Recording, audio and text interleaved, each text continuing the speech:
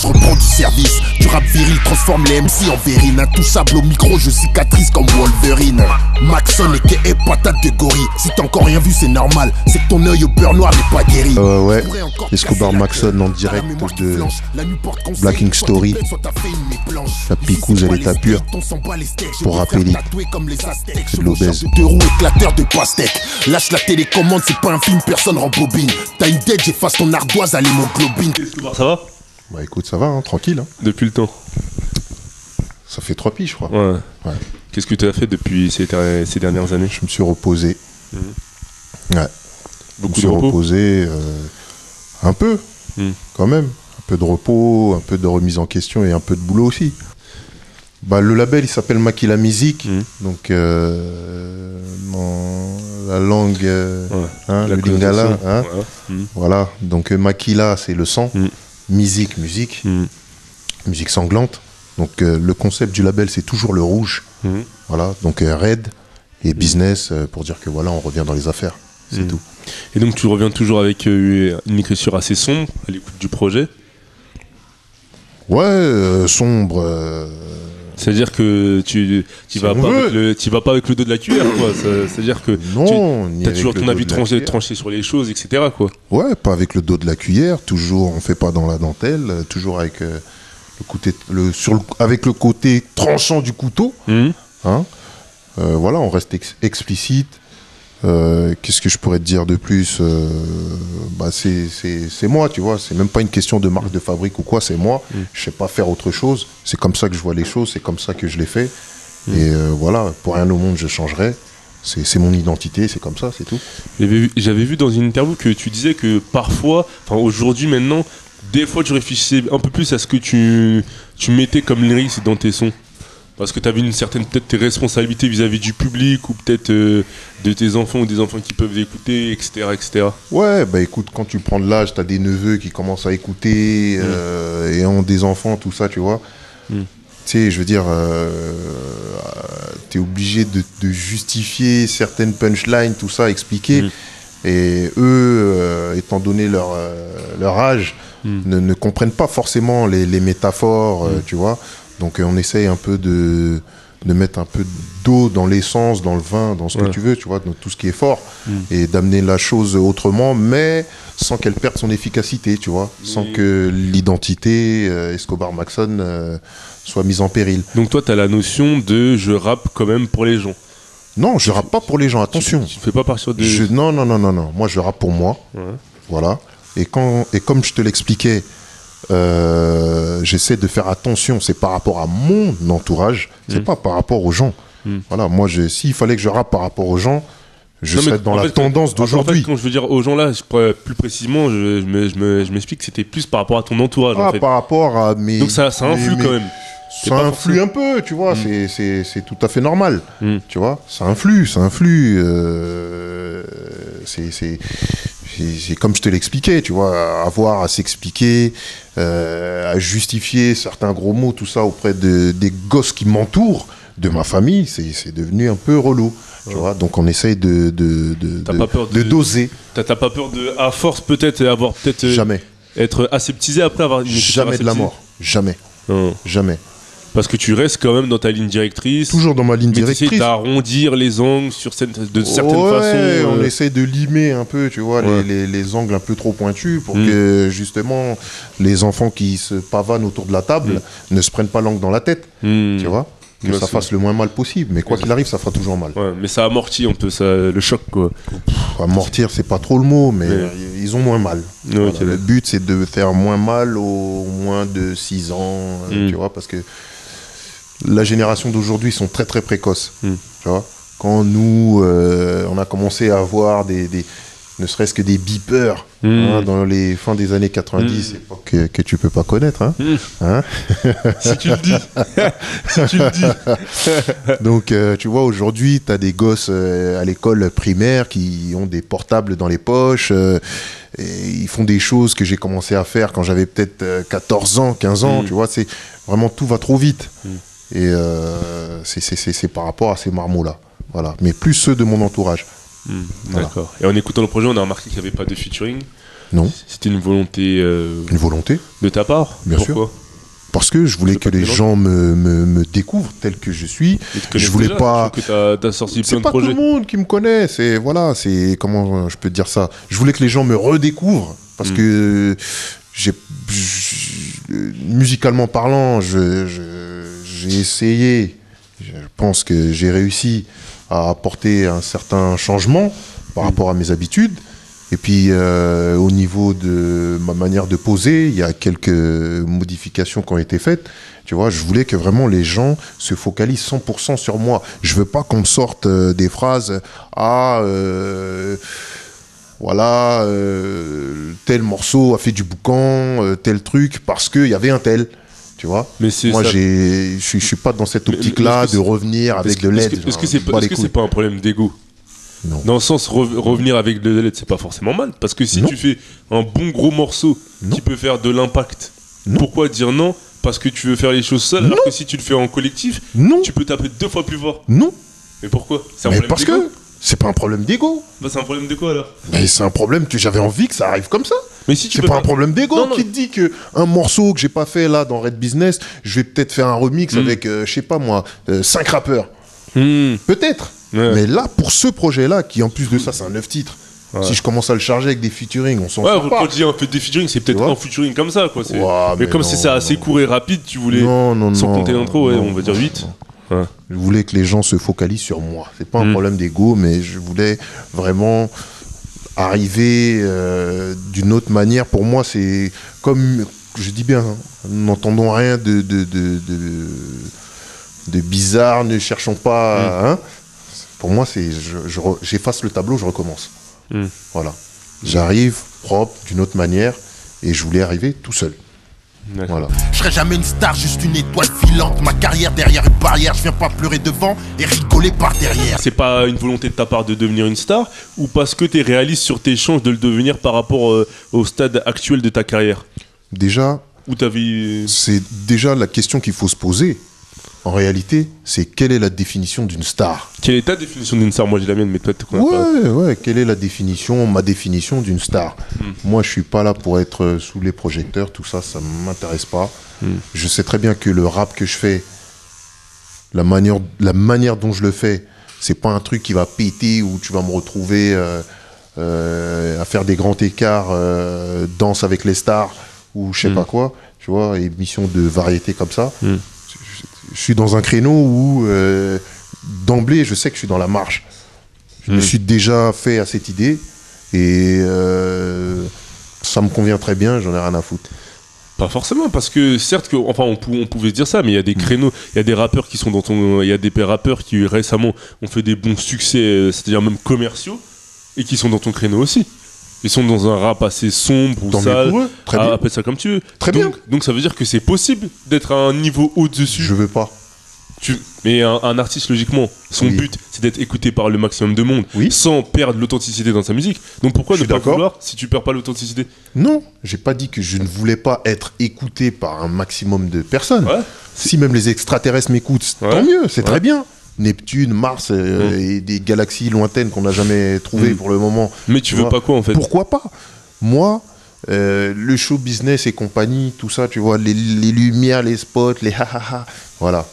Mais Moi, ça- je rigole qu'avec mes potes quand je vais manger au grec, quand je suis en Gova, quand je suis en famille, quand je suis dans un barbecue, quand je vais au cinéma, chicha, ce que tu veux. Mais après, être une star, il y a des choses que ça inclut qui sont pas forcément dans Mais, mon lexique, c'est tout. mais après, c'est un peu comme tout. C'est-à-dire que tu as les bons côtés d'une fonction, d'un métier, comme les mauvais côtés. C'est-à-dire que si tu pètes demain avec ton style de musique, même s'il faut faire des ha-ha-ha, sourire, nanana, enfin, pas forcément être pas forcément être dans le show business, mais faire le minimum syndical. Tu le fais. Tant que tu sens que tu arrives à faire vivre ta famille, que tant que ta musique, et surtout, tu perds pas ton authenticité. La musique n'a plus la même place qu'elle avait dans ma tête et dans mon cœur qu'il y a 10-15 ans. Tu vois, j'ai commencé, comme je te l'ai dit, hein, vraiment, c'est allé très très vite pour moi. J'ai commencé en 98-99, j'ai atterri chez Menace Record. Tu vois, donc c'est parti très très vite. Quand j'ai compris comment faire des rimes, comment assimiler les mots, les métaphores, etc., comment enchaîner les trucs, et parfois faire des variantes, tout ça, quand j'ai compris, ça roulait tout seul. Au départ, on pédalait, et puis là, ça roule, tu vois. Mais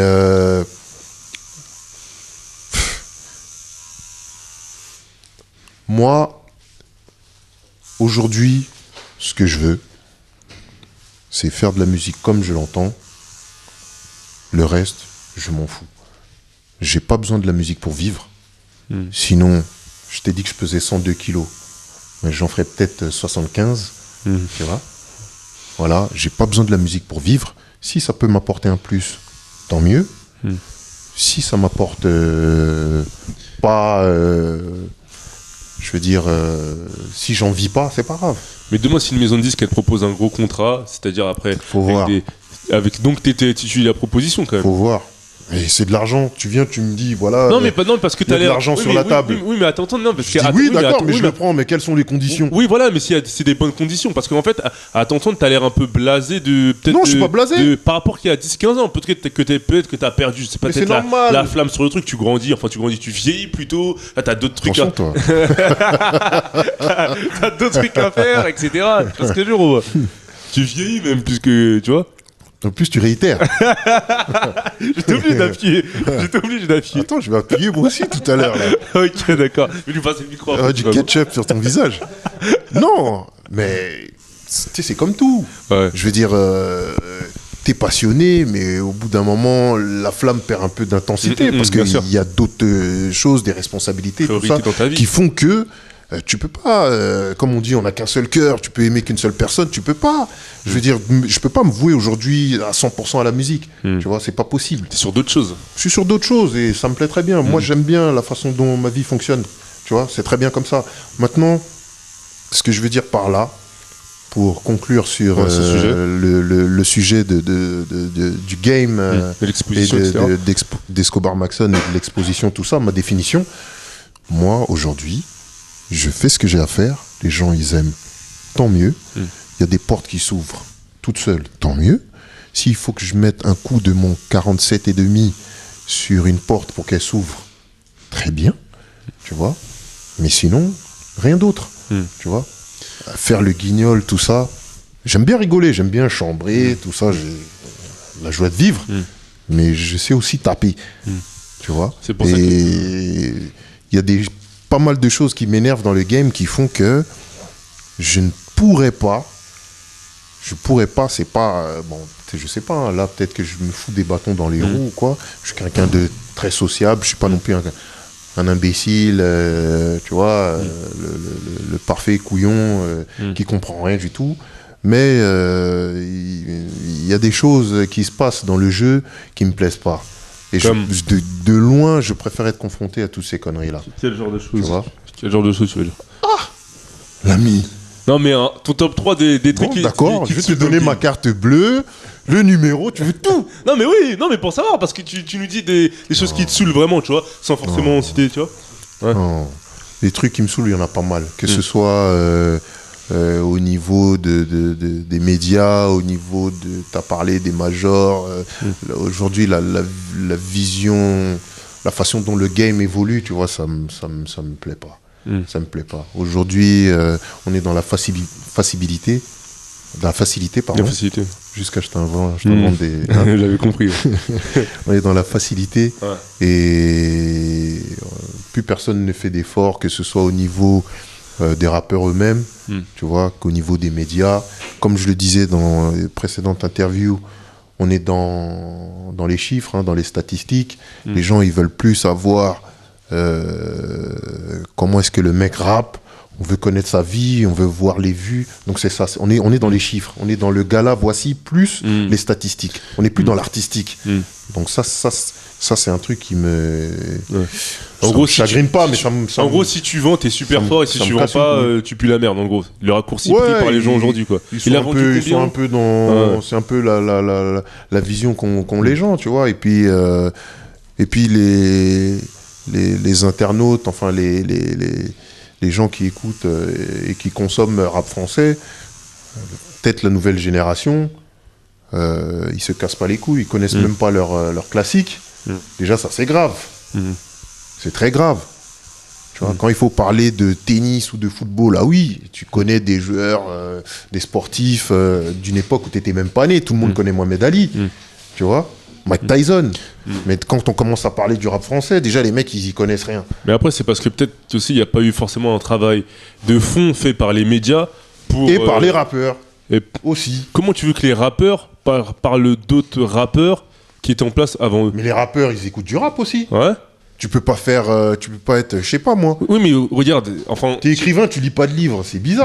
D'accord, mais ce que je veux dire par là, c'est que comment tu veux mettre en avant les anciens, parce que tu faisais parler avec le Mohamed Ali, si ces anciens-là ne sont même plus dans le game, ou comment tu veux les inviter, ou quoi, enfin, non, faire en sorte il y en a qui sont encore dans le game, il y en a qui le sont plus. Et alors, il y a des sportifs qui aujourd'hui sont des super retraités. Ils sont à 2 doigts de crever tellement ils sont vieux.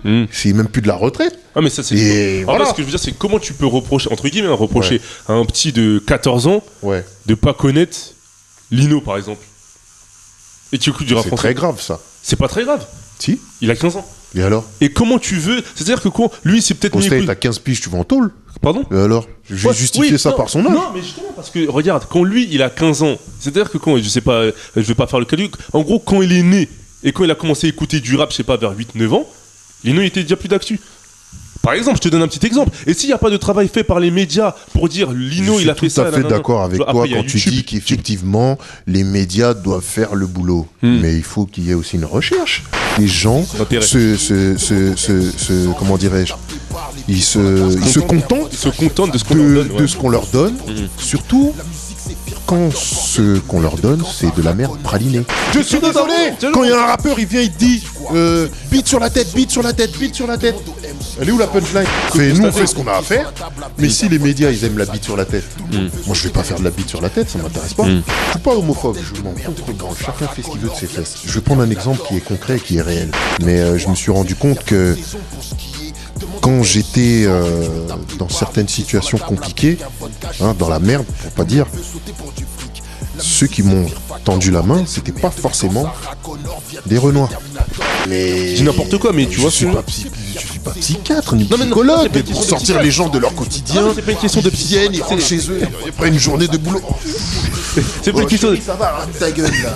Je vais me mettre un clip de machin. Y'a plus de saison pour skier. Demande au MC qui s'enrhume. Je me tape des barres, les pieds sur la table avec un vodka, je sa grume.